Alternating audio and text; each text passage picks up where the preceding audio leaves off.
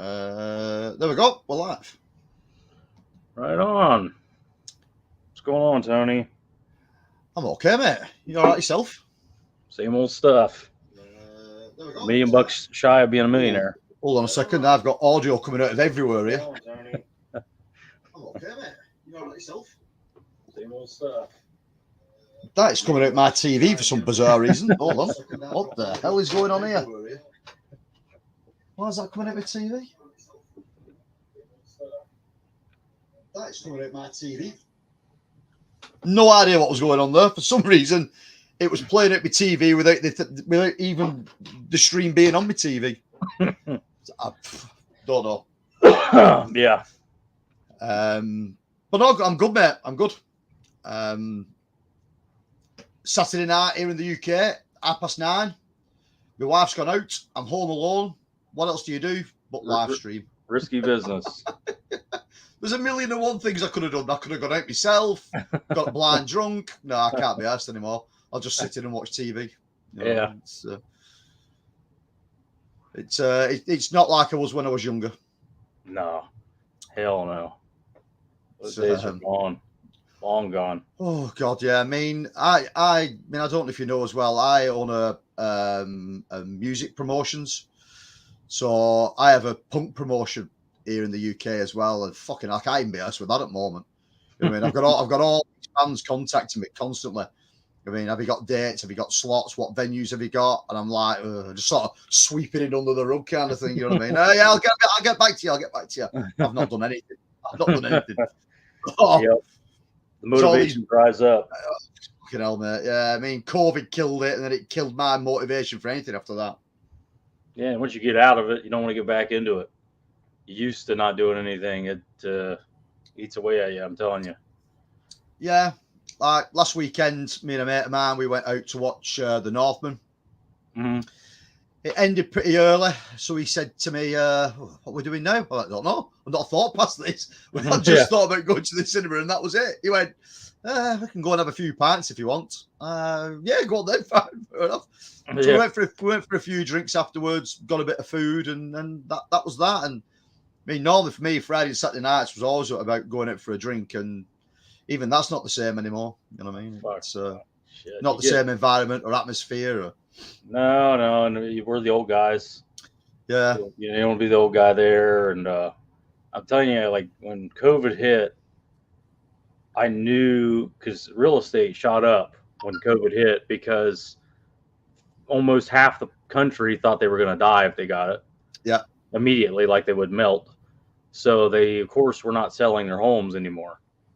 Or commercial assets either, because they just didn't want the exposure. They didn't want anything. So the very few stuff we had, limited inventory, shot up. So I saw right then and there, I'm cheap. I'm not going to participate. So I went and scouted new markets. I basically took a year off. No investing. Scouted new markets, all that stuff. And then I come back, deals are starting to pop up again. And now I'm just like, I'm not sure I want to do it anymore. Yeah. I think I'm ready to just be done, retire, hang it up. I mean, the one thing it did do for me is obviously work-wise, it just put it through the stratosphere. You know what I mean? I've never been as busy. It's unreal in my area of expertise at the moment. We're that busy we can't keep up with demand. It's crazy. You know what I mean? So yeah, I had no problem selling everything. I had a hard time rebuying, so I just went, nope, I'm done. Gonna go scout these markets I've always wanted to scout, and almost died a few times. Right. In Alaska, drove up a mountain in Wyoming in a car that shouldn't have even been on the road. So a lot of stuff. Just trying to take shortcuts and whatnot. But it's good. But I don't know if I'll go back. Right, mate. The stream's popping off here, so we'll have a quick look at what's in the chat. Tony, what's up? Tony from Basement Blues. Hi, guys. Hello, Tony. How's it going, mate? I hope you're okay. Ooh, gonna be opening this in the stream, Tony. This is from Basement Blues. Hollow Notes. How's it going, legends? I won't go that far, mate. But in our own mind. You know what I mean? Yeah. Mark Trotman, hello, Mark. Hi, all. So glad I caught you live. I think, Mark, this is probably the first time, mate, that you've ever caught me live. You know what I mean? You watch all my videos, you comment on everything, but for some reason, you always seem to miss me live stuff. So, welcome, mate. Welcome. Cool, Mark. Oh, hi, Mark. Tony saying hello to All Notes and Mark. All Notes saying hello to Tony.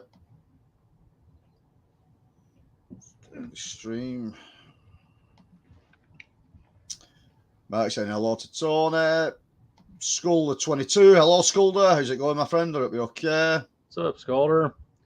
From Estonia or something, if I remember right. Yeah, from somewhere around there, I think. Yeah. Hollow Notes. Also, I see the shirt, Brad, representing the Smoke King. Yeah, it's like Inception. You see, I'm wearing the shirt, and Pops is also wearing the shirt. In the shirt. Yeah. It's brilliant. It just goes on and on. I mean, the quality of that print looks fantastic. Yeah, Dead Pit. They make good shirts over there. Yeah, I mean, whoever did if Alan did the thumbnail himself for that, I mean, whoever did that it's a quality piece of design. Whoever did it. Yeah, he paid a guy. I think he told me $25 to make this for him. Is that all? Yeah, to make a graphic designer over here. Graphic design's a joke. Like there was a big rush of people going to college to be graphic designers all at once, and so the job market went straight in the toilet because a lot of the computer, does it, and yeah. One guy can print out 1,000 of these in a day. So yeah, I think he said he paid a guy $25 to do that for him. He just told him what he wanted, and then he sent him this back and Alan went, okay, here's your money. That's unreal. Yeah, I'll have to have a look at that. I've been trying to tinker myself for years, and everything I do just looks like a child's done it. He told me he found the guy off an app called Fiverr. Fiverr, yeah, I do know the app Fiverr. Yeah. Every time I've been on there, it's. I'm sure he can send you the exact guy that did it, and make your own. Yeah, definitely. Oh, so we got an Basement Blue saying a lot of Skulder. Future Boy, the great duos. Thank you, Future Boy. How's it going, pal? I hope you're okay. Future Boy, what's up? Skulder saying hello to Tony. And we was correct. Skulder is from Estonia. So he's not too far away from my time zone, really. I think there may only be an hour or two difference in us. I can't even tell you what the hell that is. Like, I don't even know what that country is. I don't know where it is or what they do or, nothing. Like, I have no idea. I think, if you told me it was in the Middle East, I'd go, oh, Middle East. He'll be around 2 hours in front of me. Are you 2 hours in front of me, Skulder? I'm in the UK. I think you might be a couple of hours in front of me. He's Eastern Europe. He's over that way. And he's there you go. 2 hours in front of me. Yeah, my buddy keeps trying to get me to take a trip to Turkey. He said I'll love it over there. It's the cheapest place in the world. Oh, it's unreal. It's crazy, and he invests in these crazy Turkish companies that have unbelievably low evaluation. Like they're managing $100 million in assets. Let's just say $1 billion in assets. The company's for sale right now for $100 million.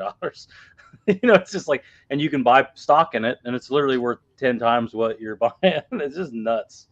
Yeah, because there's such a problem with their currency that nobody wants to invest there because they just keep going up and up and up.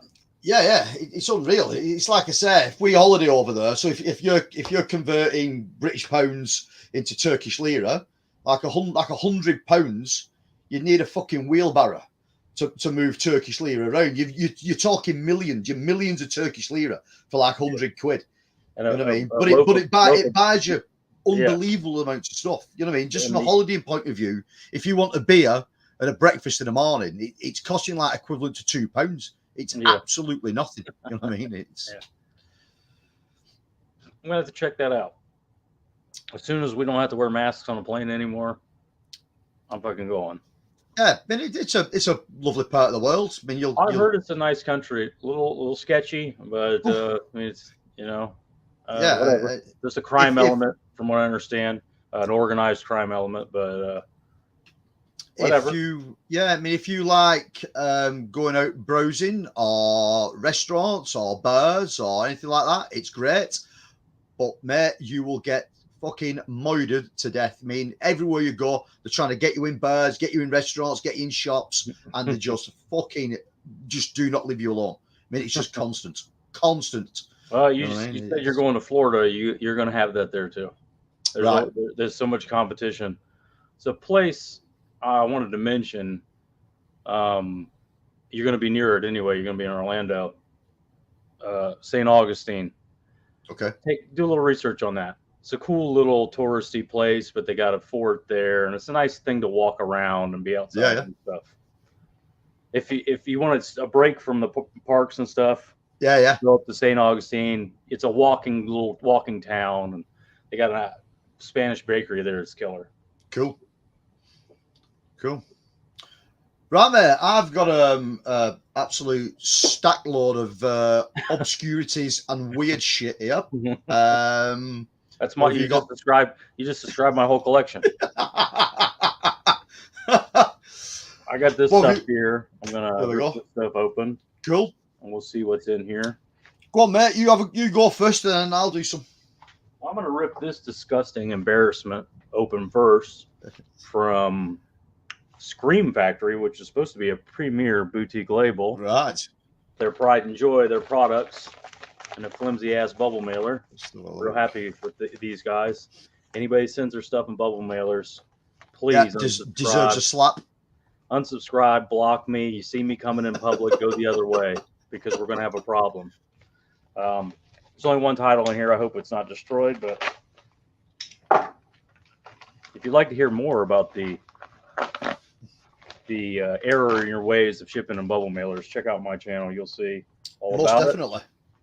I got one title from the Scream Factory sale, the OOP sale they had, Caged Fury. Nice. Brian was going on and on about this movie from Brian Goes Blue. Great guy. I know Alan picked it up. I don't know what the hell this is, but wanted to grab it. The title rings a bell, but it's not doing anything else. Like I said, the title I definitely know, but I cannot place the film. There's some awesome stuff going on that cover there.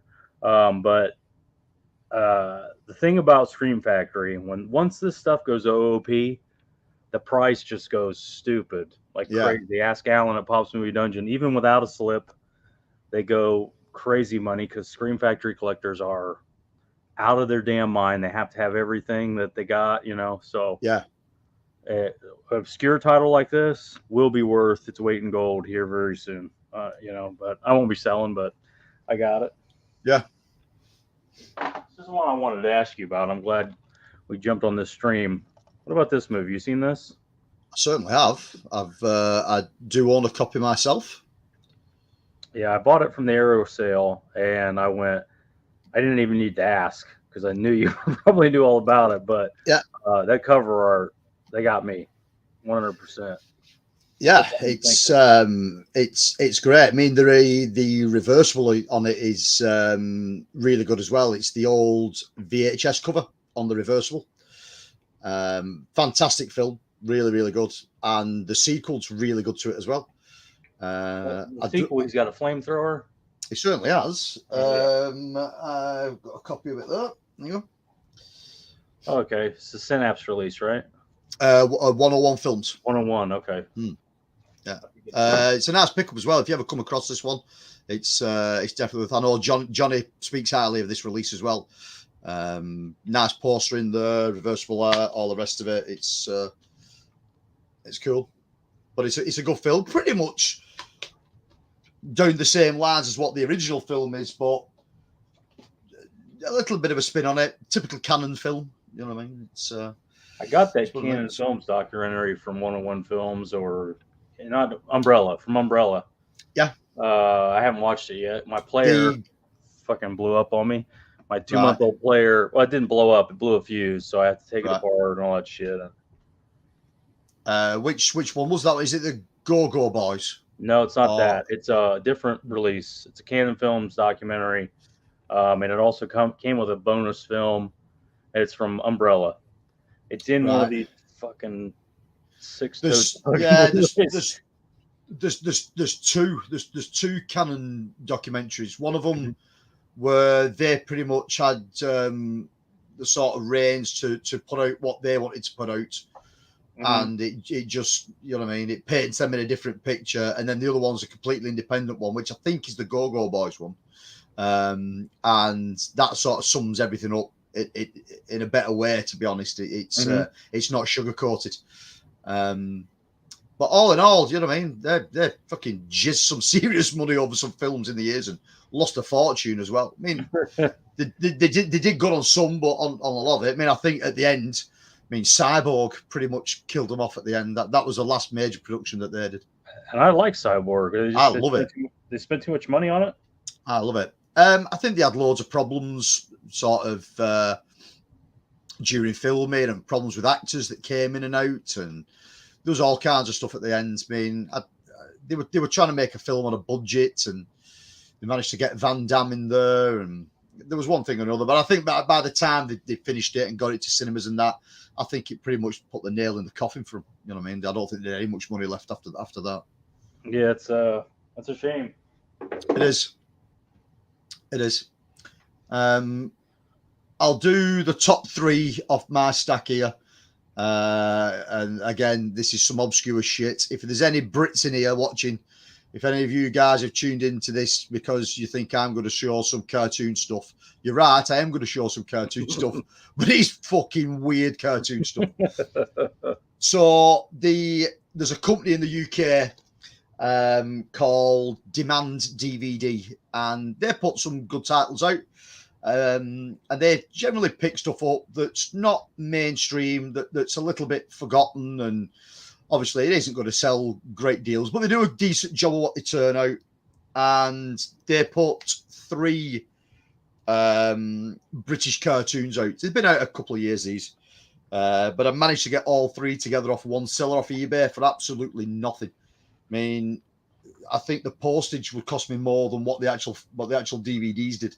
So that says a lot about them. But the first one is, bear in mind, it was all the same company that put these out back in the day. It was the same animation studio. A lot of the same voice actors were used.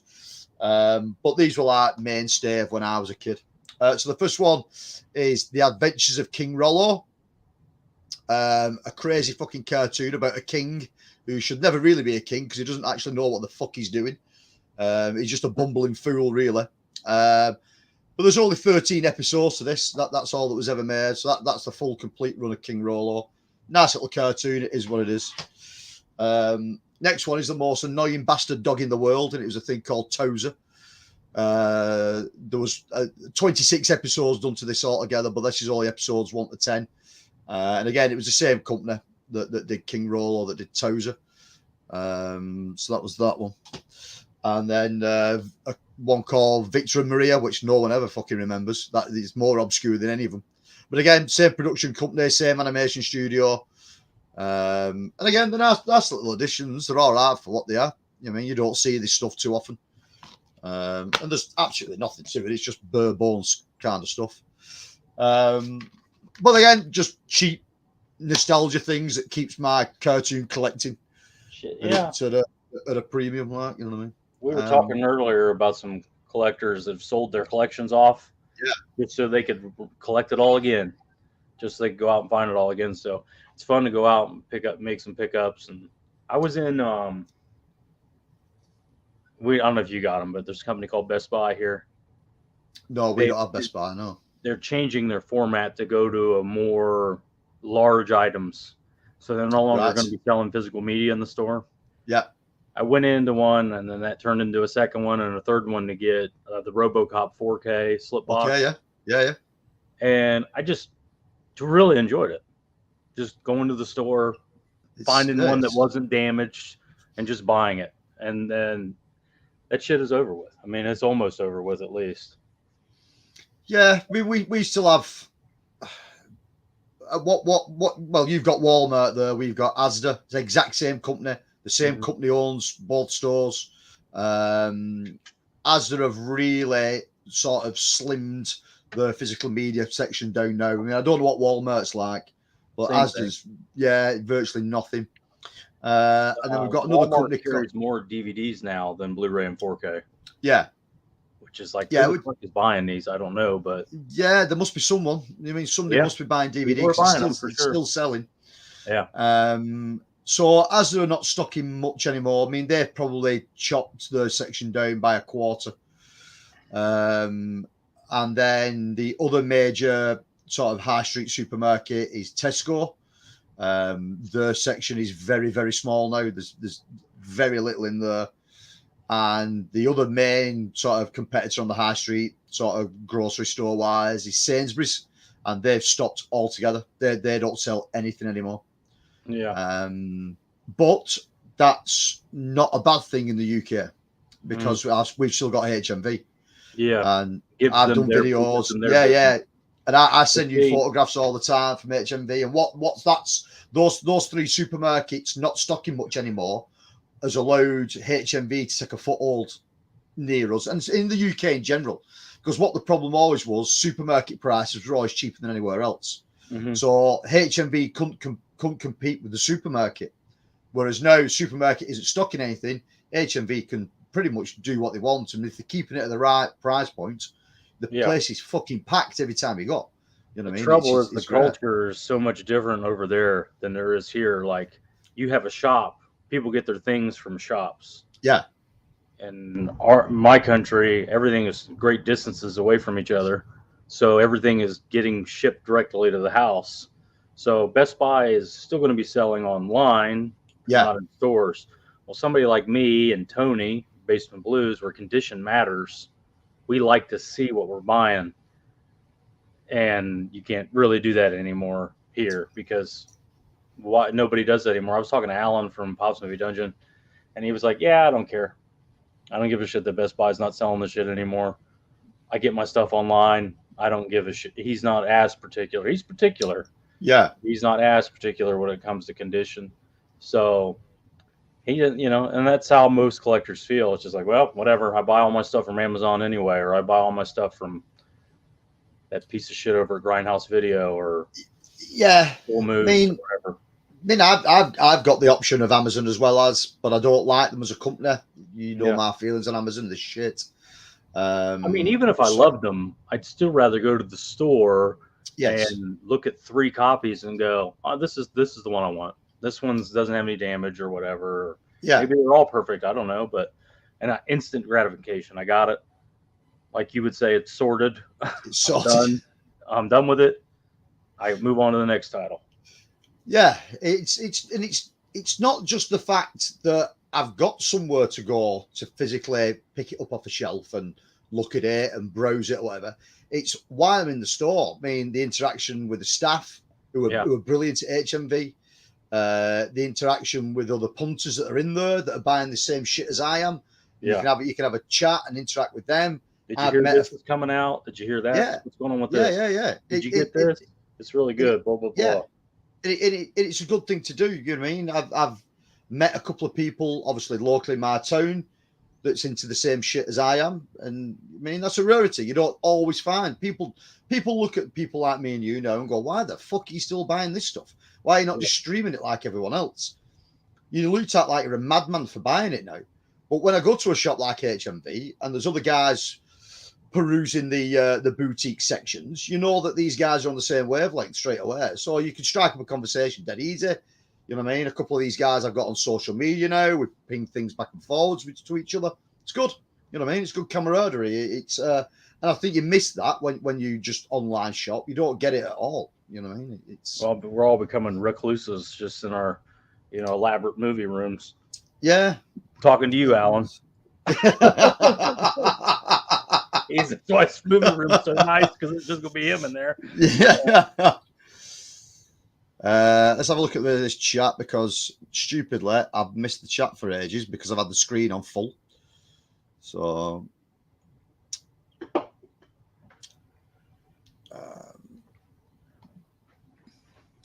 So we got Basement Blues, Tony saying hi to Skulder. I've seen them ones. Tony says Screen Factory have been doing that to me lately also. Obviously Bubble mailer. referring back to bubble mailing it, yeah.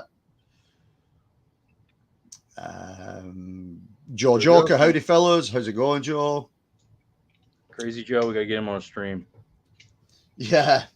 Johnny over at Johnny Beauty Podcast. Hello, Johnny. How's it going, dude? Should have grabbed part 2 from 101 while he was at it. He'll be referring to Exterminator 2. This is what we call buy mode. Yes. See what else we got here. Like I say, if you need a copy of Exterminator 2, mate, the next box I'll send you over, I'll just put one in it. It's for nothing over here. I can get it really cheap. It's I think it's $17. If that's the 101 film, that's its DVD. It's it's Blu-ray actually, but yeah, it's not a combo that one. It's just a Blu-ray only that one.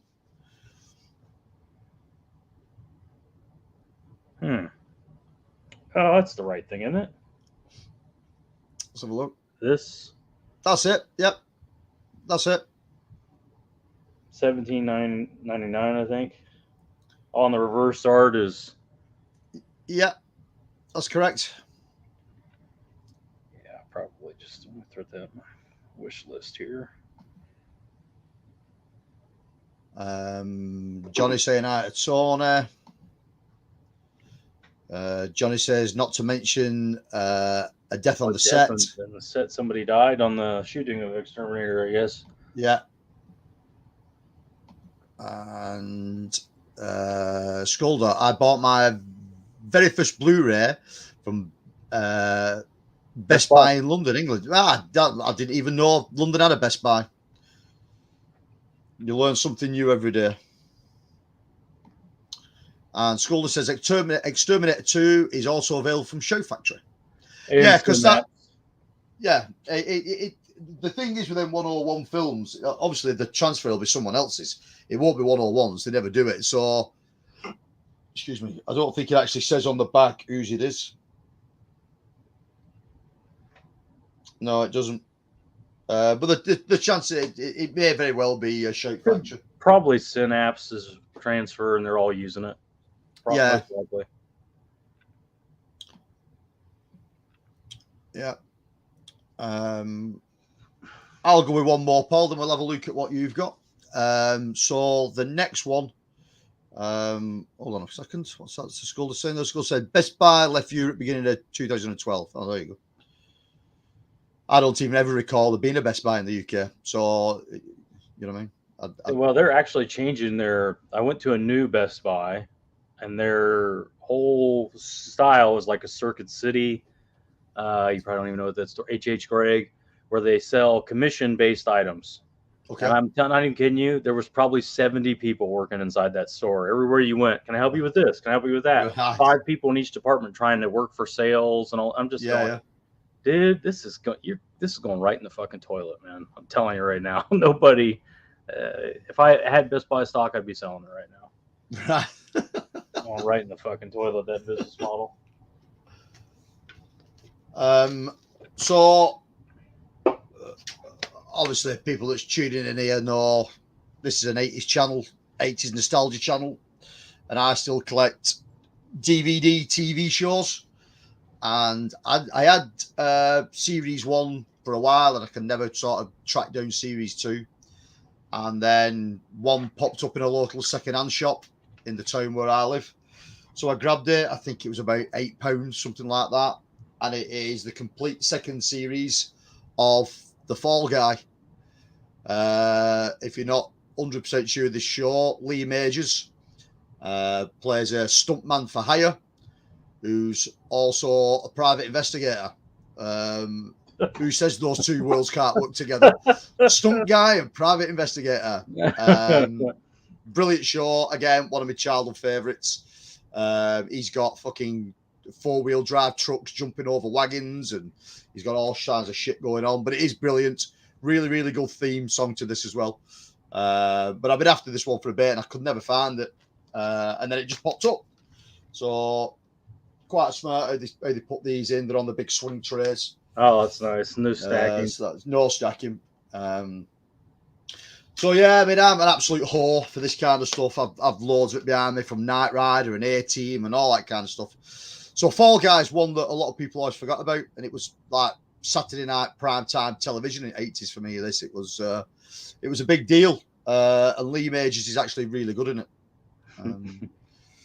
So that was season 2, complete season 2 of Fall Guy. Go on, pal. What have you got? We'll have a look at what you've got. This is from Deep Discount. They had an Olive Films sale, buy one get one free. Cool. This package is also a disgrace. You know, and I'm sure nobody would ever ask me this because they're all a bunch of introverted nerds. But why do you keep buying from these guys? I keep buying from them because the deals are that good that even if it's damaged, I'll return it. And the hassle that it is to return it, it's worth doing, in my opinion. So, yeah, let's see what the hell is in here because I don't quite even remember, but I think there's only 3 or 4 titles in here.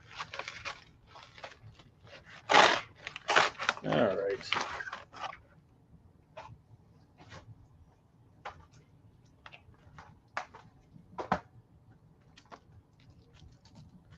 First one is a title called Dirty Work. It's a comedy with Norm Macdonald and Artie Lang. I was always an Artie Lang fan as a kid.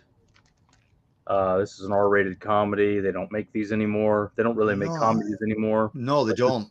This is a fun one. R-rated for a reason. Chevy Chase is fucking hilarious in this. He has a kind of a bit part, but he plays the doctor. If anybody hasn't seen this one, check it out. It is just a blast. I mean, they're actually friends in real life, so they're having a ball. What year is that? I don't actually know. I've never heard of that film. 1998. Cool. I'll have to check that out. I don't know that one. The premise is Artie Lang and Norm Macdonald's characters. They're like brothers, and they're one of their actual fathers, and the other one's adopted father, basically, that helped raise them. Needs a heart transplant. They need to raise money fast, and they're losers, so they just start a revenge for hire business, and of course, hilarity ensues. Right. If you got somebody you want to get back at, and you don't want it leading back to you, you know what I mean? Yeah. We'll do it for you. So that's a good one. All of I'll check that out. Kind of typical Olive Films release where there's absolutely no bonus features whatsoever. Yeah. And they still like to charge like $20 for these, but this was like 2 for $20, so basically $10. And I think this is OOP and kind of expensive. Right. The other one was a Scream Factory release called Night of the Demons. Oh, Night of the Demons, nice. Yeah, a girl I know, a friend of mine, Annie, she's always telling me about this movie. I've never seen it, so it's good. I picked it up. And you'll see why I picked it up here in just a minute. But I think it was $12 on their site, something like that. Oh, that's not bad. And there was a coupon, as always, like 10% off. So somewhere around $10, free shipping over $25, something like that. So for Scream Factory, I thought it was worth it. The other Olive Films I got in the buy one, get one free sale was Night of the Demons 2. Brilliant. So, again, don't know anything about it, but same girl, Annie, told me all about it, said it's really good. Yeah. I'll give it a shot. But again, your typical Olive Films release, you get absolutely no special. Well, hang on, it says special features. Wait, you get an audio commentary with director Brian Trenchard Smith and cinematographer David Lewis. So you get a commentary with this one. They are spoiling your ass.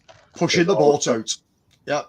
Yeah, Olive Films does not do special features, but yeah, I mean we've a few companies like that in the UK that put those cheaper Blu-rays out that you don't get sort of anything on there. Well, that's the thing about Olive Films, though. These are $20-$25. All right. You know, and that's like Scream Factory prices. And Scream Factory, as much as that company has gone off a fucking cliff lately, loaded with special features. They're collector's editions. Yeah. So you get this actually the same money. This is a much better release. Yeah, like I said, we've a couple in the UK, a company called Fabulous, who turn some really good films out. But there's never really anything on their releases. Very few and far between. Oh yeah.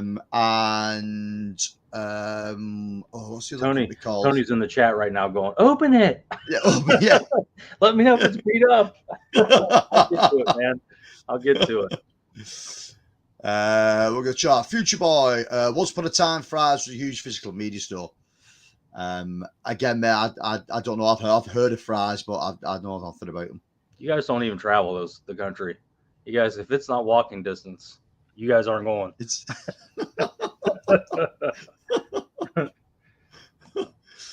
Holland said R.I.P. Norm. Yeah. School of 22 says dirty work. I use quotes from it a lot. It's ridiculous. Well, if people are quoting it, then I'm going to have to watch it. I think you'll like it, man. It's a lot of fun. Johnny says Night of the Demons is everything a horror fan needs. You're right, mate. It is. Really good picture. I gotta check it out if I ever get my player working again. Yeah, you'll enjoy it, man. You will enjoy it. And Tony says, I really like going to Fry's. Is it a department store? Is Fry's a department store? Is that what it is? Or is it a grocery store? Or is it a... Well, just like what you're finding in the UK, we have stores that are only local to certain areas. Bull Moose is only local to the Northeast. There's all different, stuff. Every which way they got their own version of it. Right. So I've never been there either, but it must be a Georgia thing or a Southern thing. Fries. Yeah. Again, I've heard of it. You know what I mean? I just don't know what it is.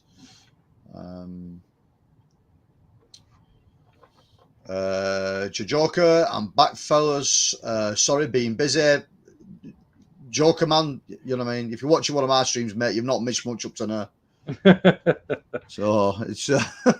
I can tell you what's happened. It's just like every other stream. Yeah. I've shown some stuff off. Yeah. I've opened some stuff. There's been bullshitting. I've complained about packaging. Yeah. Holland also says Fry's was an electrical store. Right, cool. Okay. Cool. It had a huge physical media section though. I mean, as did a lot of places at one time, I think. George Oker, I got second, and Charles down here in Virginia. It's a store. Right. I don't know. It's just physical media. It's like a bargain store, but they do have physical media, from what I understand. Okay. The girl I mentioned earlier, Annie, a friend of mine, she has those stores there too, and she's always going in there picking up stuff. Oh, cool. It's like I say, as long as there is still physical places you can go in and grab something and have a browse and stuff like that. It's. I think we're headed towards a vinyl type situation where the prices are going to, like, you can get new stuff on vinyl, but it's very expensive. Yeah. But people do buy it and blah, blah, blah. And the re-releases are expensive. I think that's what it's going to be. We're going to be the next vinyl. And I feel like I'm taking advantage of the opportunity that's in front of me to buy this stuff now before, and with vinyl, I mean, you're in the music. I don't even listen to music. I would assume the obscure stuff on vinyl is very, very expensive. Yeah. What the hell is this going to cost in 20 years? To get one of these. Yeah, that's just it, isn't it? You could get Batman, whatever. What is that? I don't know, whatever Batman or Spider-Man, anywhere, because they printed 1 billion of them. But how many of the Exterminator did they print? Yeah, that's just it. You're probably right. You're probably at some point it's going to go down the same thing as what vinyl did. Mean, God, I don't know what it's like in the States at the moment, but the whole revival of vinyl in the UK is massive, and every band, whether they're selling 200 million copies of something or 2 copies of something, everyone's releasing on vinyl again here. Vinyl pressing of it. Yeah, everybody. You know what I mean? It's unreal. But like this, especially the scene I'm into, the sort of DIY scene, and some of these guys are doing like 500 pressings or 1,000 pressings. Man, the quality that they're going to is unreal. Yeah. I mean, there's a Welsh 3-piece punk band called Pizza Tramp, and they're 3 really nice guys, and they're a really good band, and they're pretty extreme at what they do. And the last album that they released was a 12-inch picture disc, and the picture disc was on 180 gram vinyl, so that's heavyweight, that's heavy duty vinyl, and the picture disc was of a pizza with like cigarettes stubbed out in it, and like beer can bottle tops on it and things like that. Yeah. And then the whole promotional thing was the fucking thing came in a pizza box. But it was like £25. It was like next to nothing for what they'd done for like a limited press of 1,000. Yeah. And we're finding the DIY scene, the guys on the DIY scene doing that at the moment, is they're just excelling massively to what the mainstream stuff's doing. The mainstream stuff's really expensive and you're not getting much for your money. Mm-hmm. Whereas the DIY scene and the small band scene is absolutely fucking hitting it out the park. But yeah, everything's really, really affordable. So I think we probably will see the thing going down the line of what we're doing now will be like the whole vinyl thing in 20 years' time. Well, a lot of people, I agree exactly what you're saying. It's exactly, I get it. That's 100% accurate in my opinion. But I think a lot of people don't think, like, everything's business to me. Even dating's business. How much do I got to put out? When am I going to get back? It's all business. So when you look at this, the media landscape, the top prizes, the top product is the older stuff. The newer stuff sucks. Yeah. Generally speaking, there's some good ones. X I really liked, but the newer stuff, especially with horror and the stuff that's really collectible. Yeah. The action films, the stuff that's extremely collectible is the older stuff. So the people that own those licenses own it from now until eternity. Yep. Amazon is buying like crazy. Disney's buying like crazy. Yep. I think Comcast is another one. And AT&T owns a whole bunch of different media. So they're buying all these titles and they have the rights to them for streaming forever. Now, those people that are holding the streaming rights, why would they repress those and put them out in the physical media? And when they could just say, hey, you want to see it? Here's where you see it. Here's where you log in and pay. So that's kind of where I'm thinking. I think the license are going to continue to dry up less and less. And, a company like Vinegar Syndrome that puts out lesser known titles, well, that's probably what's available, to be honest, right now, because the blue chip stuff is getting bought up. Like, why don't we have a fucking Poltergeist 4K? Okay. I've never seen Poltergeist, but all I've ever heard is how great it is. It's very, very well liked. Why don't we have a fucking Exorcist 4K? Yeah. Why don't we have a Texas Chainsaw Massacre 4K in the US? Somebody's going to put it on their fucking stream, and that's going to be one of their prize titles, and say, hey, you see it? This is where you see it. And by the way, you can rent it for $2.99 anytime you want. Every time you see it, pay $2.99. I feel like that's a one possible dystopian future that we're leading down. Yeah, I mean, I think that the biggest thing with streaming, and I am not the biggest sort of lover of it. I'll do it if I need to. Yeah. And I tend to do it more with TV shows. It's very rare I watch film on streaming. Very rare. And it seems to be, it's my wife's thing. My wife really enjoys streaming because it just opens up loads for her. She's not going to go out and look for this shit like I'm doing. She can just sit down on the couch, put one of the streaming services on and find something she wants to watch. Yeah. But the problem with that is that market is being saturated. And there are so many streaming services that it's going to get to a point. Yeah. I think they're going to start gobbling each other. Yes. Like Netflix is going in the toilet right now.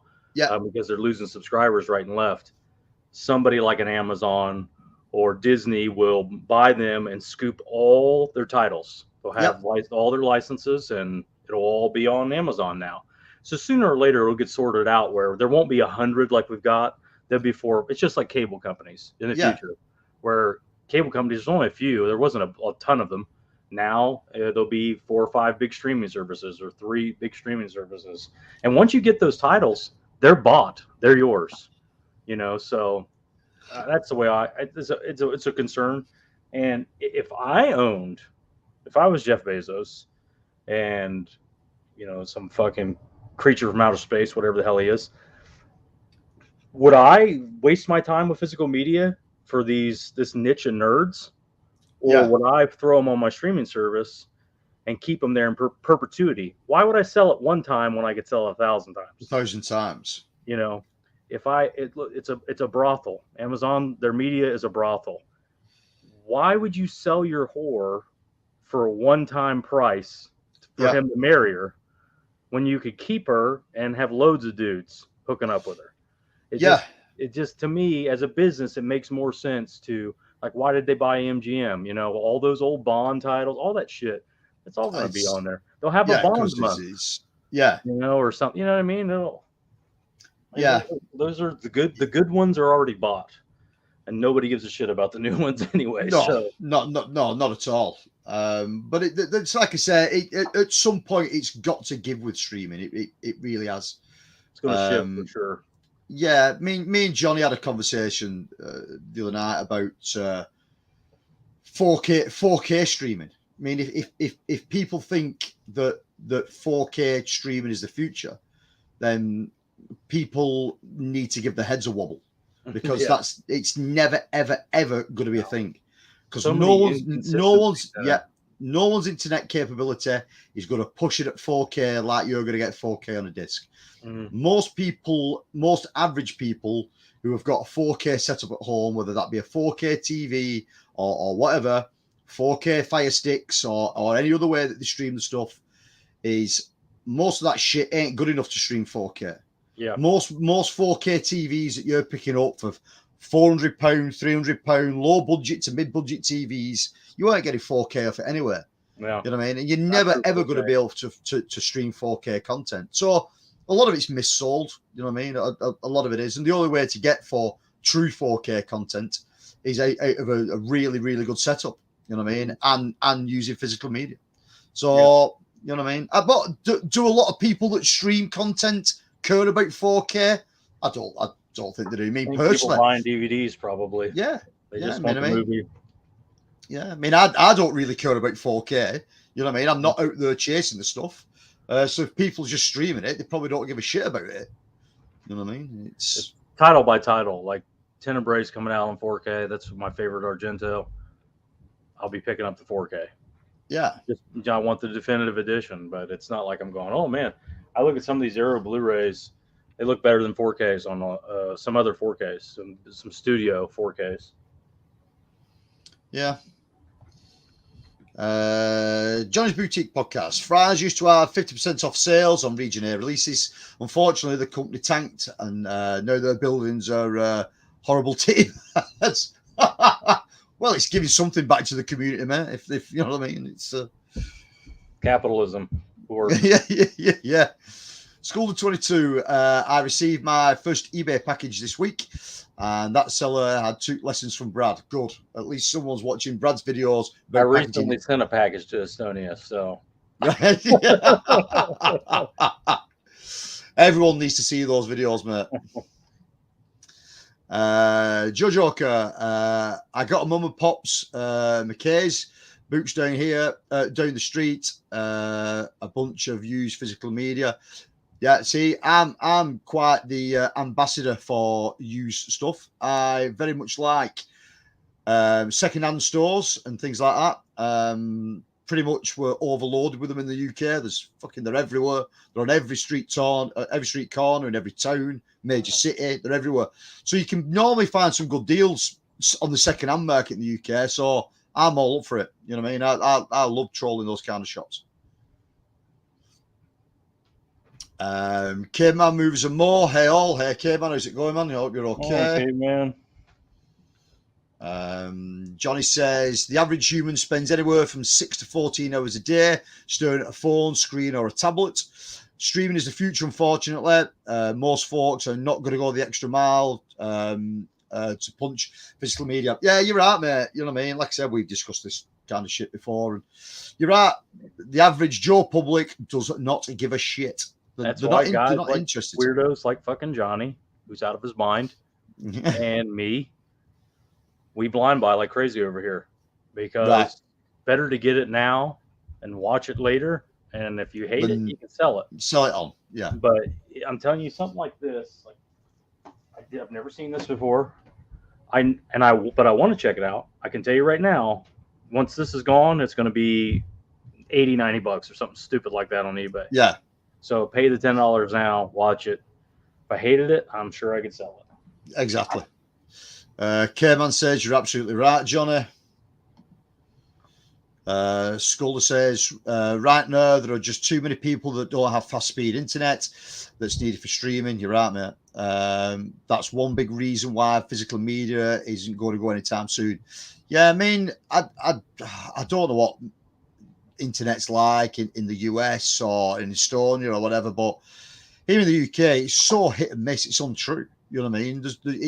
You think now in 2022 you could get a nice ballpark download upload figure from every company that's giving you, but no, this company's doing this company's doing this, and it's everything's all over the show. You know what I mean? The problem is with it's gone from being sort of one of those things that either privileged people had, or it was fast connections were not a thing that everyone had. For me in the UK now, I look at it as a utility. I don't look at it as being something that was brought in. You know what I mean?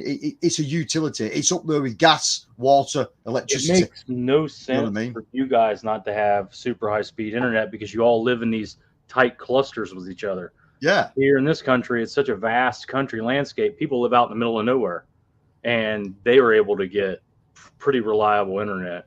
Yeah. Johnny lives on the side of a fucking mountain, and he has decent internet.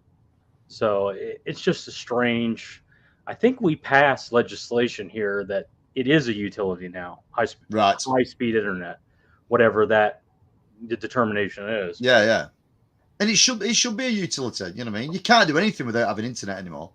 Applying for a job, you know what I mean? Banking, and anything. You need internet, and I don't think it's taken sort of seriously enough in the UK. You know what I mean? You've not that many suppliers anyway. I mean, I'm with Virgin Media, and Virgin Media runs theirs a lot different to what BT, British Telecom, do. And then there's a lot of companies that piggyback British Telecom. But it's still not up. It's still not up to scratch. You know what I mean? It's is that Richard Branson? Yes. Yeah. Okay. You know what I mean? I'm getting around 100 meg at the moment. So the connection I've had recently put in is getting me about 100 meg, and that can do everything I need. There's only two of us at home. There's myself and my wife. You know what I mean? If we're streaming something or I'm doing something like this at the same time, it can cope. Just. You know what I mean? But if you pile the pressure on with it, it just fucking collapses. You know what I mean? If you get 4 or 5 people around the house and everyone jumps on, it's fit for nothing. K-Man Moves and More was late because I was caught up in a hidden gem called Last Love with Michael Caine, 2013. Can stream on Acorn. You all need to see it. Again, I've not seen it. Never heard of that one. Check that out. And again, there's another streaming service, Acorn. I've never fucking heard of that one. I mean, that must be US only. It's Acorn. I don't know what the hell that is. I have not a fucking clue. Caveman Moves a More saying hello to Tony. George Joker, my internet sucks as much. I have literally been able to show my wife why physical media is superior and why she was a streamer when I first met her. It's exactly the same here, Joker, man. It's exactly the same. I collect all this shit. My wife comes in here. You know what I mean? There's a million things she can fucking take, look at, put in the player, watch. No. She'll go and stream straight away. She'd rather go and stream than come upstairs to look at all this. But when the internet's out, who's the king? Exactly. Came out Moves and More. Try living with horses. He's got a horse farm. All right. Horses are a gigantic pain in the ass. Huge money. Yeah, they're constantly trying to kill themselves. I know a couple of guys over here. I work with a guy who's into horses as well as, and all his spare time he's taken up with horses. He's got no time for family, friends, nothing. He's just all horses. Keeping that stupid fucking horse alive is a full-time job. They'll eat themselves to death. They'll literally just eat and eat and eat until they die. Yeah. Johnny, you think we physical media collectors would be a huge demographic, but compared to the average streamer, we're probably about 8%. Might even be lower than that, mate. As the years go on, that number will shrink. You'll see who rides or dies in the end. Yeah, I mean, it's like I say, streaming cannot keep going on the way it's going. It really can't. You know what I mean? At the end, if you're going to do all that kind of stuff, if you're going to get all these streaming services and you're going to pay for it constantly, in the UK, it would be cheaper to have Sky TV. Mm-hmm. Sky TV is expensive. It isn't cheap. But by the time you've put a subscription into sort of 5 or 6 streaming services, you might as well get Sky. You know what I mean? It's Kevin moves more. It's Australian through Prime. Oh, right. Okay. It's an Australian service. Again, Caveman lives in the middle of nowhere, absolute middle of nowhere, Podunk, Kentucky, and he has internet. Yeah. So I don't know how good it is, but he does streams and puts up YouTube videos all the time. Yeah, it's like where my mother-in-law lives. They live on the East Coast, and it's a lovely part of Britain. It's really nice. But man, their internet absolutely sucks. You know what I mean? There's just no infrastructure for it because it's so rural and so at the place. These companies don't give a shit. You know what I mean? They're not dropping a phone line in just because there's 20 houses in a village somewhere and needs internet. They just don't give a fuck. They're not bothered. Yeah. You know what I mean? It's a shame. You know it's a business. Yeah. The juice has got to be worth the squeeze. Yeah, that's it. Okay, so I was doing this would have been last Sunday. Me and my wife went out to a car boot sale. You might call them, I don't know what you class it as in the US. Generally, a car boot sale is a thing on a Sunday morning where people turn up at about 5 a.m. to sell all the shit that they don't need anymore to other people who think they need their shit. It's a flea market. There we go, flea market. There we go. But we've got a really, really large one near us. It's fucking huge. It'll take you like an hour to walk around the damn thing. It's massive. And it's hit and miss whether you find anything or not. But I like a rummage from time to time, see what I can come up with. And me and my wife walked round for an hour and found absolutely nothing. Like, there's nothing there. It's packed. There's people everywhere. They're selling all kinds of shit you'll never need. You know what I mean? Do you really need a skirt lead off an old CRT TV? No, I don't. But there's fucking thousands of them there. But I got right up to the last aisle and a lady was packing her stuff away. She'd had enough for the day. And she had a load of DVDs and I was rooting and I found this one. And I picked it up and I'm looking at it and she went to me, "Oh, there's some scary films in that box set, love." And I said, "There is, yeah, you're correct." And she went, "Do you know what? I'm going now. You can have it for 50 pence if you want it." So 50 pence, when I worked it out, mate, it's the equivalent to 67 cents at your end. And for 67 cents, I got the complete Alfred Hitchcock collection. Oh, wow. Right. I remember you showing me this. This is actually really nice. Yeah, so that's fucking everything on these little slim cases. Like that. Yeah. So that's Frenzy. Really nice. Loads and loads of extras on them. I mean, the thing is absolutely packed. And I give 50 pence for it. And I couldn't get the change out of my pocket fast enough. You know what I mean? It's... I mean, my camera doesn't zoom, but it's absolutely loaded. You know what I mean? There's everything on there. So you've got The Birds, Family Plot, Frenzy, The Man Who Knew Too Much, Marine, Rear Window, Saboteur, Shadow of a Doubt, Topaz, Torn Curtain, The Trouble with Henry, Rope, Vertigo, and Psycho. And Psycho's a 2-disc edition on it. For 50 pence, man, yeah, worth 50p all day long. Yeah. And then I got it home and I scanned the barcode and That's the good part. Yeah, my local second-hand store, which you call CEX, will give me £10 trading on that. So there we go. Winner, So winner. Quit your other All good. jobs. You're ready now.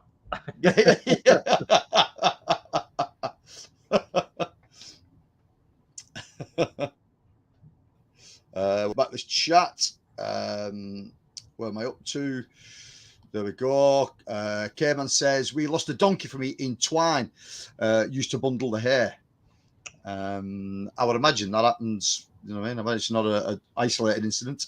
The horses are retired and sometimes abuse race horses. The vid I have showing them. I've seen that one, K-Man. I've seen you show that one. Johnny says the Hitchcock set is beautiful. It is, mate. It's really nice, and I know there's 4K sets out now, isn't there? And I think there's a Blu-ray collection out there. But the Hitchcock films they'll do for me on DVD. You know what I mean? And for 50 pence, you know what I mean? It's nothing. It's change. Mika, hello, Mika. How's it going? Are we okay? Hi, everyone. Hey, Mika. K-Man, score master there as well. Yeah, it definitely a score, mate. Definitely a score. I mean, I didn't find much else that day. I found that a 2-disc edition of the special edition of The Crow, which I only had the 1-disc edition, so I got that. I've never seen The Crow. Oh, it's a really good film. My wife loves it. And I got these as well, but I don't think this is a big thing in the US at all. I think this is a UK only thing. And if I can get it out. So at Christmas time in the UK, it's a big popular thing to get annuals. And annuals are a massive thing in the UK. So an annual is like a year's worth of things put in one book. So you'll have stories and activities, and they were aimed at kids, and they were from like the 70s and 80s, and they still do them now. And I'm obsessed with them, like completely obsessed. And you can generally pick these up car booting, flea marketing, charity shopping. And I found a couple. I found an Indiana Jones one, which I can't get out without everything falling to pieces. And Enid Blyton's Famous Five, which is quite good. That's a late 70s one. I found them for next to nothing. So that's I've never seen any other country in the world do those annuals. I've never even heard of that. Yeah, it's a big UK thing. Every Christmas, a child got one of them, and I have all kinds of ones. You know what I mean? I've got ones for the Muppets and Transformers and Thundercats and all that kind of nonsense.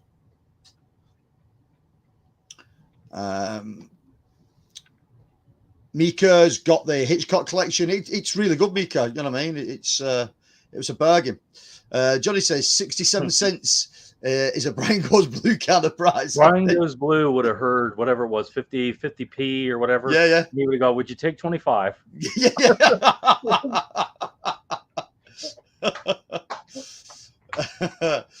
Scholar says nice price. Definitely, mate. Definitely. And it's mint as well. I mean, I've opened it. The outer box that it came is a little bit shabby. It's really, really thin cardboard. But inside, it's like no one's ever watched it. And I don't, you know what I mean? It's obviously been bought as a gift for somebody and it meant nothing to them and it's ended up somewhere like that. And Johnny saying hello to Mika. What else have you got there, Brad?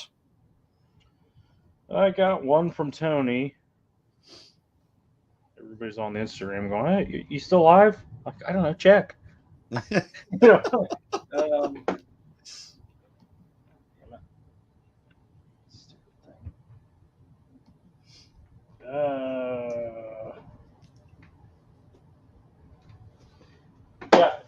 got this in from Tony, Basement Blues. Again, this is one title. I believe it's one title. He might have thrown some extra stuff in it, but this is kind of how you do it. If you're going to send something, especially it's physical media that could be damaged. But I'm going to figure out how to close this up and get it opened.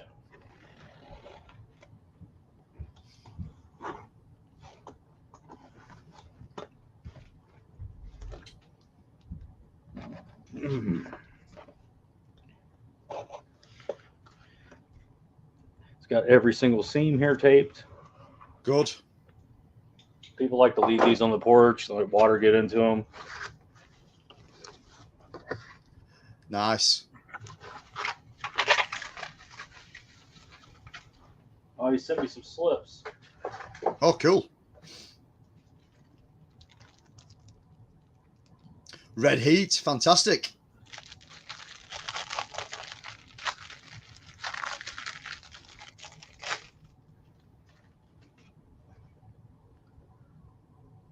And Casino nice 4K, which cool. I Nice. desperately needed a slip for this. Love this movie. Brilliant. Red Heat, I've got to pick up a copy, but you know I was going to get it. And what else is in here?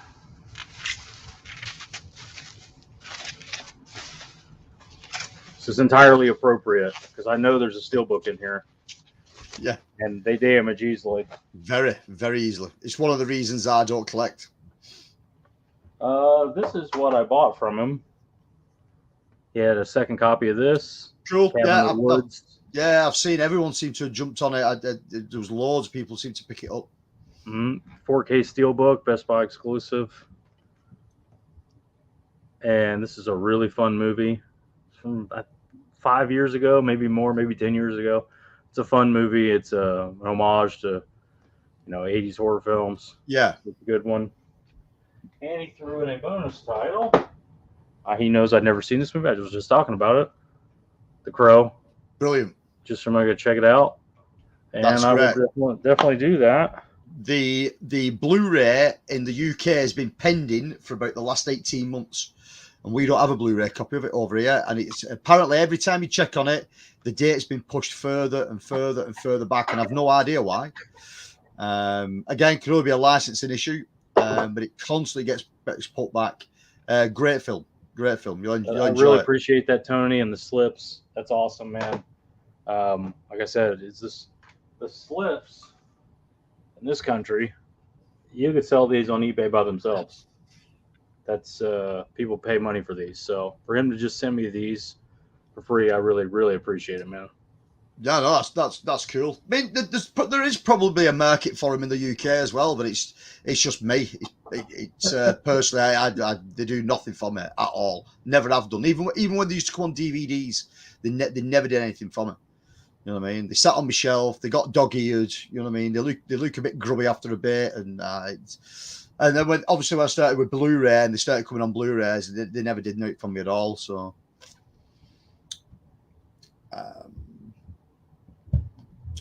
Bit more of the chats. Tony saying hello to Mika. Mika saying hello to Johnny. Caveman, have you seen the Christopher Reeves remake of Rear Window? He made it after his accident. Do you know what? I've not. No, I've not. I do know of the film. I do know of the remake, but I have never seen it. I haven't seen it either. No. Mika saying hello to Tony. Joe Joker, what time is it where you're at, Masters? It currently, my friend, it is 10:38 p.m.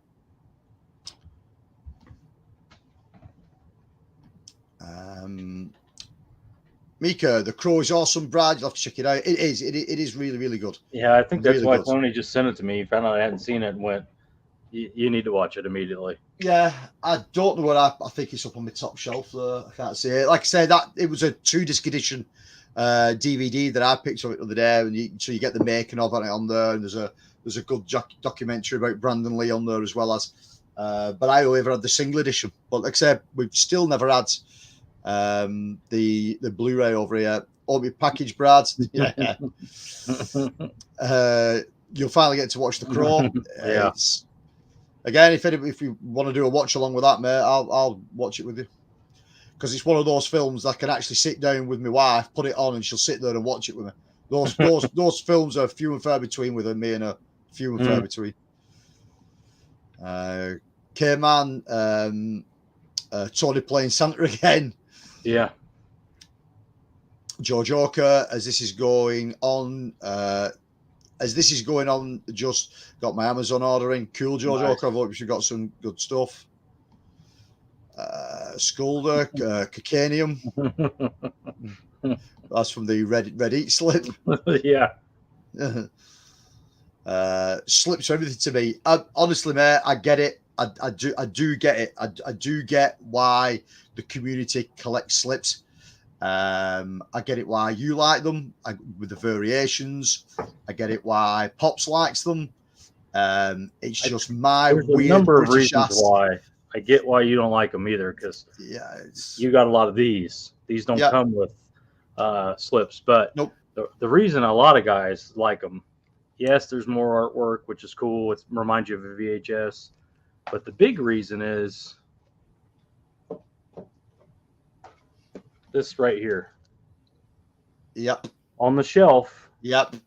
This one looks odd with the Yes. slip. Yes. So these all need to have a slip, or none of them need to have a Or slip. none of them. And guys like Tony, it's got to have the slip. Yeah. Alan, same way. Completely get it. Completely get it. I mean, don't get me wrong. I've got stuff with slips. I mean, you guys have seen these before. I mean, that's the HMV premium collection that HMV put out. They're all in slip boxes. You know what I mean? I really like those. It adds something to the release. Yeah. I've got other titles, some 88 film stuff that came in slip boxes, the limited edition stuff especially. I've got the Screen Factory stuff that you guys sent to me. They all had slips. What else is up there? Well, I can't think what the name of that title, that company is now. They put the Wraith out the gate and all that kind of stuff. They all came with slips. But all the other stuff I've ever got, so Eureka titles, a few Arrow titles, I just take them off and throw them to one side. You know what I mean? I just don't do anything with them. And somebody always says to me, sell them on. Yeah, I could probably sell them, but they just sit in a drawer doing nothing. You know what I mean? I just do not bother with them. Johnny's hit it up then. Vestron. Thank you, Johnny. Yeah. The Vestron titles, I like the slips on those because every Vestron title I can get comes with a slip. So it looks okay on the shelf. Yeah. But it's not something I chase. It's not something that bothers me if it doesn't come with one. Yeah, I'd like to say that I don't care. I don't care, but sometimes I do care. You know, like the last matinee, there was no way I was going to have that without the slip. The artwork's different. I like the slip artwork. You know, but if it's some generic release, I don't really care. You know. Yeah. K-Man, rock on, Tony. You rock as always. Johnny says the story of Eric Draven. Great movie. Don't know that one, mate. Not sure about that one at all. And then again, that's Johnny hitting me up. Yeah, it's Vestron, mate. Yeah, I mean, that Vestron, I really like. It's a shame that we've not got everything that you guys have got in the US, because I'd be into that 100%. We only got a really small amount over here of what Vestron put out. For the most part, I really like what they've done with it. You know what I mean? It's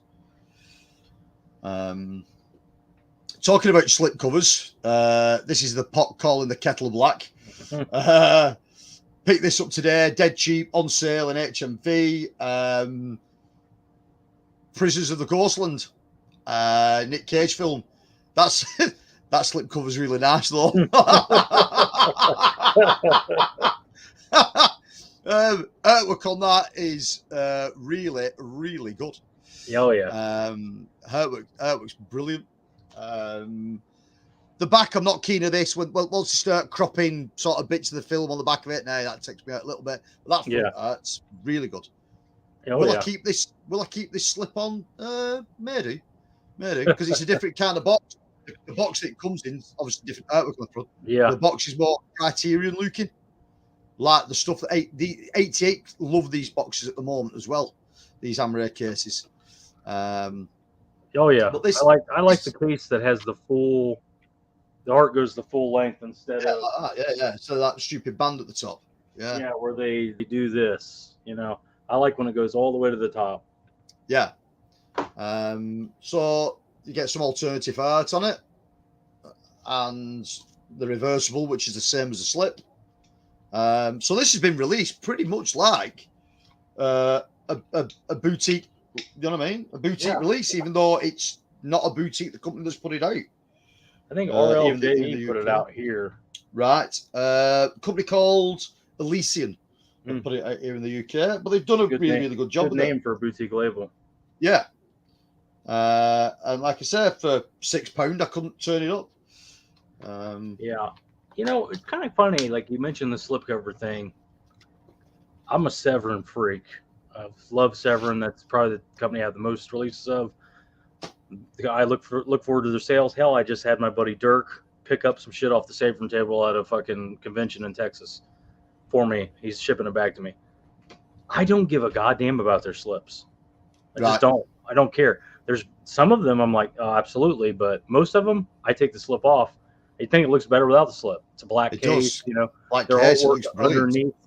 The artwork underneath is better generally than the slip. So sometimes they're just, some of it's just shit. Like oh, what the fuck?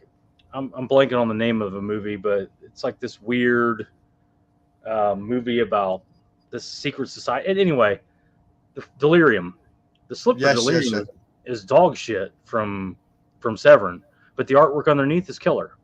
Yeah. So I just take the fucking slip off and throw it in the tote or something and go on my way. But you know, again, sound like a hypocrite here. House on the Edge of the Park. There was no way I was not getting that slip from Severin. Yeah. It's got a really nice slip. So it varies. I don't have to have every fucking slip, but if it's, I do. Yeah, I mean, Severin's generally is really nice. And I think those black cases make it pop. It always looks really good. Yeah. Even Alan, who is if there's a slip whore on the planet, it's Alan. He's about the same way with Severin. He's like, I just take the slips off and then put them on the shelf. Yeah. With the black spines. So it's subjective. Yeah, I mean, Delirium, I took notice of that today. There was a limited edition copy popped up in 88 films. In the second hand, from the 88 films. Box. Yeah, with the slip box and the poster and all that. That looked pretty cool. Yeah, and then there was at the side of it was Night of the Demon, the special edition one that 88 put out in the slip box as well. Fucking love that movie. Yeah, it's a good film. I've got it on the old DVD. It's fucking crazy. I wouldn't call it a good film. Yeah, well, it's a fucking blast. Yeah, like I say, I've got it on a old Vitco release down here on DVD. But the scan's good on the Severin, and they use the same scan for 88 films. So yeah, for what it is, it looks great because I think it's an old shitty 16 millimeter. Yeah, crazy Bigfoot movie. Yeah, it is. Johnny says the Chrome, mate, laugh out loud. Yeah, I mean, I like the Chrome. He's just saying that. I think he's saying like that's the movie you and your wife get to watch together. Yeah, the Chrome. Yeah. Basement Blues, Tony. I love the slip for the Prisoners of the Ghostlands, but that movie was hard to get through. Yeah, man. I mean, let's be honest. All this independent stuff that Nicolas Cage has been doing, a lot of it's hard to get through. Willy's Wonderland was hard to get through. You know what I mean? It's okay. It's all right. It's no Mandy. Colour Out of Space was a bit hard to get through as well. But for the most part, I generally like what he's been doing because he knows. You know what I mean? I know he's got the new film that's coming out now that's got a cinema release. But before that, he knew nothing he was doing was getting into cinema, and he just ran with it. You know what I mean? He just did it, and I respected him for it. You know what I mean? It was. Oh dang! Anthony's going down the slipcover road. It's worse than crack and $20 ladies of the night. Well, yeah, it's a rarity. You'll see me pick anything up with a slipcover on it, and that release just happened to have one on it, and it does look good. You know what I mean? Don't get me wrong. The artwork's cool as on it. You know what I mean? It looks the business though. Okay, my moves are more. Last Love, a line spoken by Sir Michael Caine, which is a constant theme in the movie. There's a crack in everything. That's how the light gets in. Is lyrics from a Leonard Cohen song, Anthem. Again, I'm not familiar with Leonard Cohen. I know who Leonard Cohen is, but I'm not familiar with his work. Over at Caveman Movies and More, there's just like Blue Oyster Cult just on a loop, just blaring through his house all the time. Just a cloud of smoke following him around. Love you, dude. I just don't know what the fuck you're ever talking about, including now. Yeah, Rear Window makes sense where Jason's breathing tube comes loose and he has to chatter his teeth to get the nurse's attention. Really happened to Christopher Reeve shortly after his accident. Yeah, I mean, again, I'll have to watch it. I don't think I've ever seen Rear Window. Have you got anything else over there, mate? Nope, that's all the stuff I got to open. I already opened all the first load of Arrow. There's 2 or 3 more coming. Probably another one. I got stuff in my cart right now. Cool. But yeah, that's about it. There was a couple I wanted to ask you if you'd seen. There's so many fucking here to go through.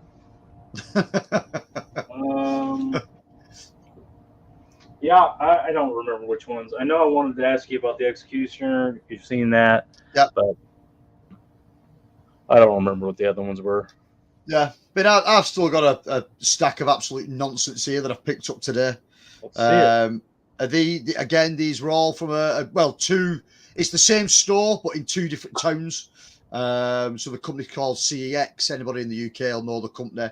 They do loads of second-hand physical media, DVD, Blu-ray, 4K, CDs, video games. These guys sell everything, and some of their prices are really cheap, right? Really, really giveaway prices. So I got a big stack from both today, and some of these for next to nothing. So the first one I picked up was Santa Claus the movie on Blu-ray. I had a DVD of this, but I never had it on Blu-ray, so I picked that up for £1. So for £1, I couldn't say no.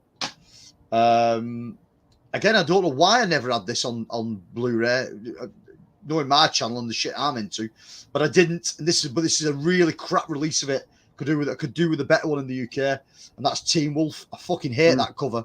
That cover's just goddamn awful. You know what I mean? It's terrible. There's nothing on it. It's just a film. But again, it was a couple of pounds. It was nothing. But that cover art is fucking lousy. I mean, that's just laziness. There's a guy in the UK. His name's Sasha. He makes his own inserts. Right. I guarantee you, he's already got an insert for you. He could send you the file and have you print it off, and it I'll check him out. Yeah. Be done with it. Yeah, because that's just laziness on everybody's part. You know what I mean? It's not even the right font. It's not anything. You know what I mean? There's nothing right about it. Nothing. Yeah. Nothing. Another good Chevy Chase film. You mentioned Chevy Chase before. This one's an early 80s film. That's Fletch. Most people are probably aware of Fletch. It's a good film, and again, this was really, really cheap. Again, that was from Fabulous as well, a company I've mentioned about a couple of times.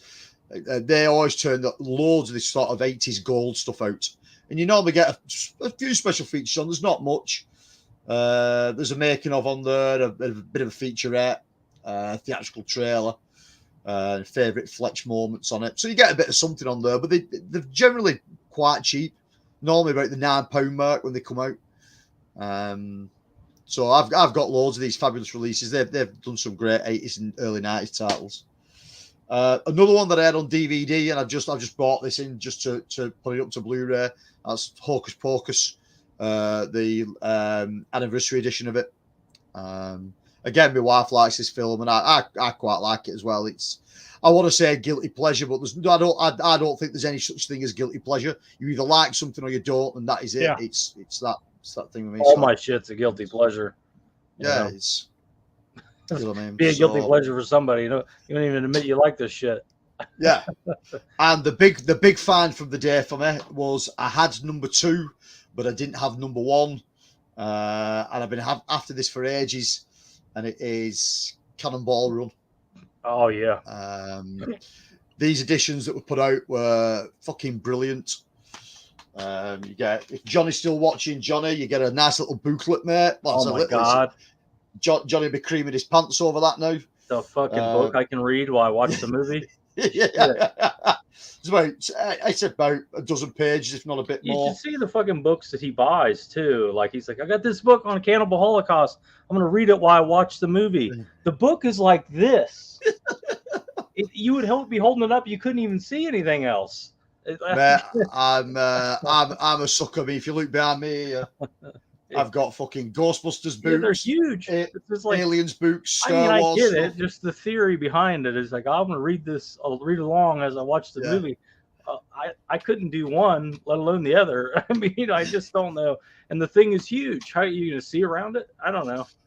The one he's got that just sort of gets me going every time I see it is, and I can't for the life of me think what the name of the book is, but it's the one that Severin turned out with all that post-apocalyptic stuff that they did. I know what you're talking about. Yeah, man, that is a fucking book and a half. Yeah, and it's huge. fabulous.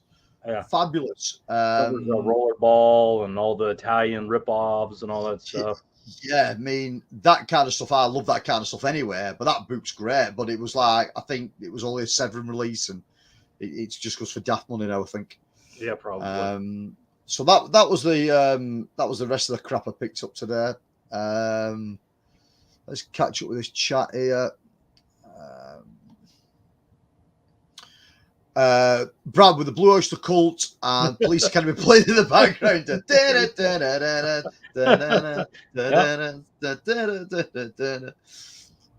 He's like Bobcat Goldthwait's character from Police Academy.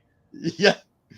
Brad and 80s. I'm more of 80s hair bands. Van Halen, Poison, Eagles on a loop with Howard Stern talking about Martin Landau. Yeah, the whole. I mean, again, for as much as of an 80s nerd I am, I was never into the hair metal scene. Never my thing. My thing with the 80s bands, I was a massive. Well, obviously being from Britain, I'm a massive Iron Maiden fan. So all through the 80s for me, it was about the sort of heavier metal side of things. So I was a Maiden fan and a Motorhead fan. Back in the 80s, hair metal, you know, that's when the men were men. You know, the musicians dressed like a woman and sung about the devil. Yeah. And it was it's like I say, a lot of those hair metal bands never really did it for me. Wasp and groups like that. Yeah, I never really got into it more. And it wasn't a huge thing here in the UK. You know what I mean? Like 80s heavy metal was massive. But the whole sort of American hair metal band stuff, we didn't get much of it. The only time I ever came across it was on MTV on Headbangers Ball. That was it. That's the only time we got to see that kind of stuff. Yeah. Johnny says I'm changing my underwear now. That's in regard to the booklet that was in that one. I know Johnny loves a good booklet. There we go. End of the World films. Yeah. That book, mate, is fucking amazing. It's absolutely brilliant. And I've got all kinds of movie books down here, fact-related books, trivia books, all kind of stuff. But that one is probably one of the best ones I've ever seen for that kind of stuff. It really is great. Caveman, no Floyd. Caveman, you're not into Pink Floyd, or? Probably. That sounds like somebody Dark Side of the Moon, you know, kind of stuff. That's a serious amount of cannabis or LSD to listen to that kind of stuff. Like I said, I don't even listen to music, so I'm a serial killer apparently. When I'm in the car, I listen to, you know, podcasts and books on tape, stuff like that. Yeah, I mean, I've always been annual reports, really just interesting stuff. Being in a car with a chick, it's really interesting. Yeah, if I play nothing, I'll play nothing. Like, oh, you want to turn on the radio? Like, I would turn it on, and it's just like somebody talking about Disney stock or something, and wow, what's on the horizon. And they, well, what kind of music do you like? I don't really listen to it, and it's like, just let me out here. I don't want to end up a lampshade in your basement. Matter with you. Yeah, well, my thing sort of started with, like, say, 80s metal bands. That was really my thing when I was young. And then the rave scene in the late 80s, early 90s became a huge thing in the UK. So I really got into that. And then when that sort of died a death massively, I was like, well, okay, it's and just sort of like the sort of anarchistic of what the rave scene had been just led me over to the punk scene, and that's where I've been ever since. It's Oh yeah. K-Man, I was asking if you didn't like Floyd Billy Idol. I don't mind a bit of Billy Idol. Billy Idol was always one of those artists that he didn't know if he was pop punk, pop metal. I think he just wanted it all and realised it was selling. Yeah. It certainly is Nasty for a White Wedding. That's the one that everyone ever remembers, isn't it, of Billy Idol's. But as a punk fan, I don't go anywhere near the guy. You know what I mean? He's like, even though he was classed as punk at some time, you know what I mean? I don't class the guy as punk at all. You know Whenever I hear Billy Idol, all I think is The Wedding Singer. Wedding Singer, exactly. He's on the plane telling his story to Billy Idol, and he goes, "See, Billy Idol gets it. I don't see why she doesn't get it." Yeah. Yeah.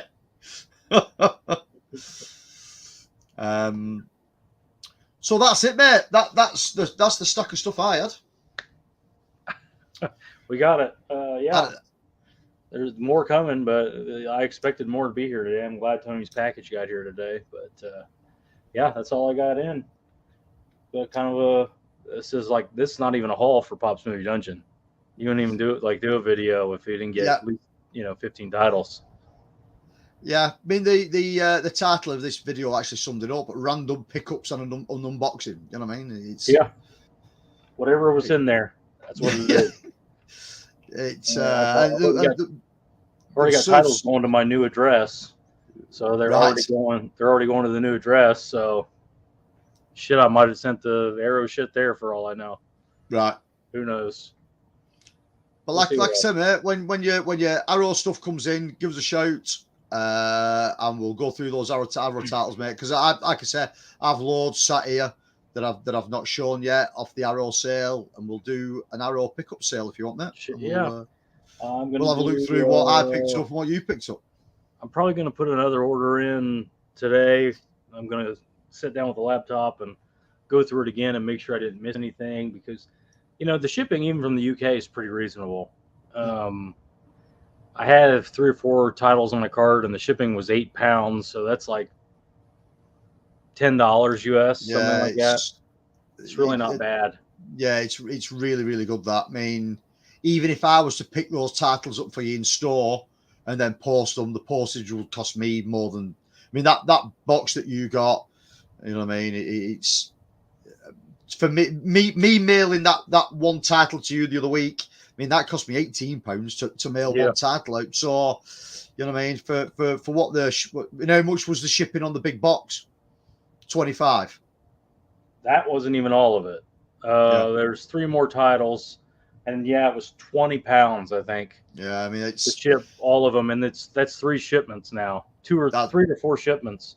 That's really, really good. That's way less than I can do. Even I couldn't get it. It's always going to be like that. They get these sweetheart deals and all this stuff, and they get a rate. It's like I sent one title to you. It was $25 US to send one title to you. So we don't get the deals like these big companies do. And Zavvi owns Arrow now, so they got their own deal, and because they send toys and all kinds of stuff. So the shipping probably went down when Zavvi bought them. Yeah, I mean, Zavvi are a company in the UK that got nothing but bad press for years. I don't know what I mean. I know a lot of you guys pick up their. We all hate Zavvi. We all hate them. It's fucking 9 times out of 10 shipping when they ship stuff to the UK, it used to go missing or turn up months later, or you know what I mean. It was a fucking god awful company. But they were another company that had high street stores at one time in the UK. Mm. And then they just disappeared into the ether. They sent me a real cheap ass box. for coming from the UK. Real flimsy. And Tony's box was real flimsy. It's just, come on, guys. You're not even trying. Like, it's to the point where, like, you can't even open the box without really mangling it because you don't want to slash your titles. Because it's literally just a layer of cardboard titles. Yeah. I don't know if you saw that Indicator unbox, but I got five titles from Indicator, and the box was bigger than the one that had 20 titles from Aero. Indicator are brilliant for it. You know what I mean? They're not the fastest. Job. They're not the fastest company.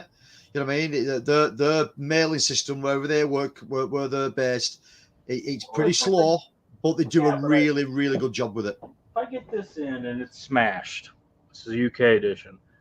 I've got a contact Aero, which is a bitch. Yeah. I got to talk to Aero, which I don't want to fucking do. I'd rather do anything else. Yeah. Talk to Aero. Then they may want this fucking back. You know, they may want me to ship it somewhere or whatever. It's just a pain in the ass. Just give it to me the first time, not damaged, and I'll be happy. Yeah. It's not that hard. But yeah, it's like I say, especially if you've got something sort of expensive in one of those boxes, or if you've got something that you know it's going to be 350 US order, so that box is probably close to $300 box by itself. And they packed it like it was canned food or something. It couldn't be damaged, which is ridiculous. So, and this Aero stuff, it's limited editions. There wasn't any in this, but a lot of their stuff is limited edition. It gets damaged, that's one less that's available. That's it. Yep. You know, so I don't know. It's not doesn't seem to be getting better. It seems to be getting worse. Rising costs, people are cheaping out. So I mean, luckily I don't have to do any online purchasing for Aero. I can just go in store and grab them. Generally the only company I buy from now that I can't go in store for anymore. Well, two companies that I can't go in store for anymore because HMV don't stock them is Indicator. And I will generally wait for Indicator to put their sale on. So the last time I bought from Indicator, I got 5 titles for 40 in that sale when they did that. And the other one is Eureka. HMV don't stock Eureka anymore. And I've had some time. Eureka sales never really that good. There's never really that much on it. So every now and again I'll pick a Eureka title up, but Eureka don't release that much that I'm into anyway. There's a handful of titles, you know what I mean? There isn't many. I mean, I've probably 10 titles up there that's my kind of viewing. Everything else then is either martial arts or artsy-fartsy shit, you know what I mean, that I just don't care about. But you know what I mean, Indicator Powerhouse do a fantastic job when they mail their stuff out. You can't go wrong. Did yours come? Did it all have all the sort of little packets in there as well? They love. They love. Oh yeah, they did what they were supposed to do, man. In my opinion. Yeah, but then they bubble wrap it and then put it in the box and then put all the little things around it. Well, they're really good. I keep saying it, but this thing is available on Amazon US, but it comes from the UK. So even if I did, get a refund or whatever, it's completely smashed, I got to go on Amazon, then I got to buy it again. It's going to come from the UK. And the company that ships rare imports from the UK, they don't even send in a bubble mailer. They send these in a vinyl bag. Okay, just a vinyl padded bag. So it's just it's frustrating, but what can I say? Nobody gives a shit about this stuff. Nobody cares. I've heard people literally say, well, the disc is fine, that's all that matters. And I'm going, it's easy to say when you're not standing in front of me. Yeah. I break your fucking teeth out and tell you, well, your skull's fine. So what's the matter? I don't like, it's more than just the disc. Yeah, I mean, touch wood, I've never had any problems from Indicator or Eureka when I've ordered from them. I've never had any damage. I don't know how you could have a problem with Indicator. I mean, I could have taken that box, dropped it, and kicked it, punted it, and it would have been fine. That thing, one hit, it would have smashed 5-6 titles. So, and they're all stacked shoulder to shoulder, face down. So anything smashing right on top of it, the only thing supporting it is the the strength of the cases. Yeah. So, and they're stacked up inside trucks and planes and all this stuff. It's just, Yeah. why I do I mean, care so much? Why do I bitch so much about it? Because this is my only vice. This is my only hobby. All my money yeah, gets invested. Every dollar I get gets invested. I don't have a nice car. I don't have nice houses. All my money gets invested. This is the only thing I spend money on. So I want the shit to be nice. Call me crazy. I'll pay for a new item. I want a new item. Yeah, exactly. I mean, we have a second-hand company over here called Music Magpie, and they do CDs, DVDs, Blu-rays, whatever, and they're generally really, really cheap. And I've had probably the most problems with an online company with them because, like you said, they'll send you a title like that. They'll just put it in like one of those really thin plastic bags with the self-adhesive back on it. Yeah, vinyl bag. They'll stick the label on and away it goes. And it'll come to you destroyed, whatever. And you'll take a picture of it. Twitter is always the best way to get hold of them for some fucking reason. I don't know why. Yeah.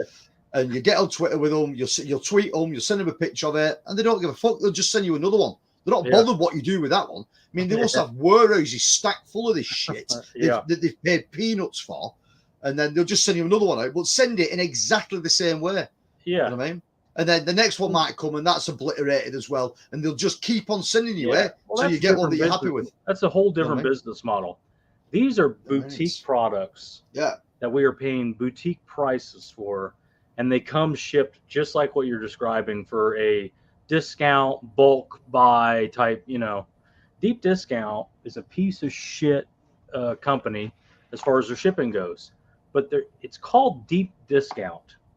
It's not called Barney's. It's not called Barney's Boutiques. Yeah, it's fucking Deep Discount. So that's why I keep buying from them, because I expect this. The price is, the price is right. Yeah. But you're paying, some of these are $20, some of them are $30, whatever. This would happen to be a sale, but still, this is how they would normally ship. If you ordered at full price, this is how they'd ship. It just, to me, like I said, boutique prices, boutique packaging. It doesn't cost that much more. No, and if you gave me an option, to say, hey, it's regular free shipping, or you can add $2-3 and get a box, take my fucking $3. Yeah. Throw in a box. Yeah, exactly. You'll show me. Get that money. I don't care. So, yeah. It's only getting worse, but I'll keep ordering. I'll keep getting all the shit bought until I'm out of shit to buy, I guess. The thing is, I'll look around in my room sometimes and I think, I'm probably there now. I'm probably getting to where I've got pretty much everything I want and everything I need, and then I'll go shopping on a Saturday morning and come back with a fucking bag full. You know what I mean? You're going, the fucking hell, I've got to put all this now. You know what I mean? It's just everywhere. It's just like, just open the door, throw it in, shut the door back on it again quick. You know what I mean? Yeah. That's what it's like. Severin just released 2 new titles I'd never even fucking heard of before. Immediately had my buddy Dirk pick them up, throw them in a bag. To me. So I never even heard of them. Like, oh, that sounds great. I got to have that. Whatever the fuck it is, the female executioner. I'm buying it. I'm going to watch it. I hate it. I'll throw it on eBay. That's it, isn't it? That is it. Caveman Man, I can see that you've wrote loads in the chat. There's that much in there. It's like War and Peace. So all we're going to look at, mate, is this one. Caveman, great stream, guys. Thank you for the support and the recommendations. Caveman, you're always welcome, mate. Like I say, I have seen what you've wrote, and I'll be here all night if I read that out. It's but it was the stuff he's wrote was referring back to Cannonball Run and Cannonball Run 2. Oh yeah. And obviously he knows his shit about it because he's giving me stats on cars and fucking all kinds of shit. So Tony's freezing. Am I breaking up? You froze a little bit, but you're back. I'm back. Holland Horse, take it easy, fellas. Thank you for tuning in, Holland. Much appreciated, mate, as always. Before we get out of here, Brads, we have got a stream tomorrow night. Yes, we do. And there is myself, yourself, Pop from over at Pop's Movie Dungeon, and Tony from Basement Blues. And it is a look at top 5 Sylvester Stallone films. Yep. which It'll be a lot again of fun. should be interesting. Mhm. If people have seen anything that I've done recently, especially with Johnny and Johnny's 21 questions, you'll probably be able to look back there and see what my favourites are, because that was one question that came up there. If you've not, check that out on Johnny's channel. That was a good 3 hours. Most of those videos that Johnny's been doing are about an hour and a half. Me and him got on there and just laughed at each other for the first hour before even a question was asked. So it was that was fun. But you could see some of my Stallone stuff on there. And if not, come and check us all out tomorrow night. I mean, is Pop hosting and then multi-streaming that one? It's going to be multi-streaming, and Pops is going to run it. Cool. So we've got somebody at the helm who actually knows what the fuck they're doing. He is a diehard Stallone fan. So, I mean, I was talking to him about a title. I was like, hey, man, wouldn't it be cool if we put like his shitty movies on the thumbnail? And he's going, he didn't have any shitty movies. Oh, you've not seen my pics. You've not seen my pics. You don't think the shit the right guy to run it. Yeah, my take on Stallone is very much my take on Arnold Schwarzenegger. So you can exactly, you know what I mean. You can anticipate what's going to come out from mine tomorrow. So it's going to be fun. And Tony has been watching Stallone movies all month for some challenge he's been doing. So he's ready to go. And Alan could talk for 10 hours about Stallone. He loves the guy. So it's going to be a lot of fun, and I can't wait for it. So tomorrow, 7 p.m. Eastern. It'll be on all 4 of our channels, but Alan's going to be running it. Any way to go, it'll be a fun one. It certainly will.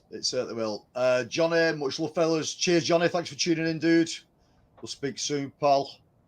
Kamer says I won't comment on that one. Laugh out loud. Mate, comment whatever you want to comment. But there was, like I said, there was that much text up there. I was scrolling for ages on that one. Tony, Basement Blue says see you tomorrow. Yeah, Tony, we'll see you tomorrow, mate. And Hall and Oates puts I think that's a smiley face. I can't quite see it. Yeah. Well, we had a constant stream of people in there. That was a nice evening looking at some randomness. Oh yeah. A lot of fun. So we're gonna call it there, guys, at an hour and 47. Take care, and we will see you all soon. See you later. Bye bye.